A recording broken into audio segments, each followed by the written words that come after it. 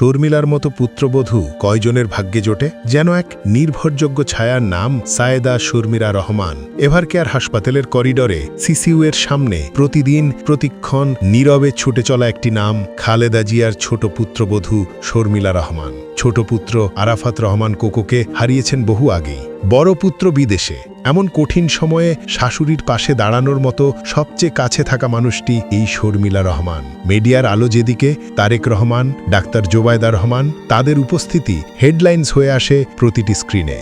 কিন্তু যিনি দিনের পর দিন, রাতের পর রাত বেগম জিয়ার পাশে থেকে অক্লান্তভাবে দায়িত্ব পালন করেছেন, তার নাম শিরোনামে থাকে না কখনো।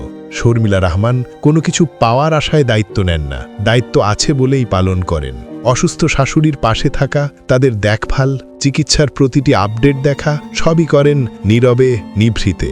বড় পুত্রবধূ ডাক্তার জোবায়দা দেশে আসার আগ পর্যন্ত পুরো দায়িত্ব একাই সামলেছেন তিনি। কিছু মানুষ আলোয় থাকেন, কিছু মানুষ আলো ছাড়াই মহৎ হন। শর্মিলা রহমান সেই দ্বিতীয় শ্রেণীর মানুষদের একজন, যারা দাম্ভিকতা ছাড়াই প্রচারের বাইরে থেকেও বড় কাজ করে যান।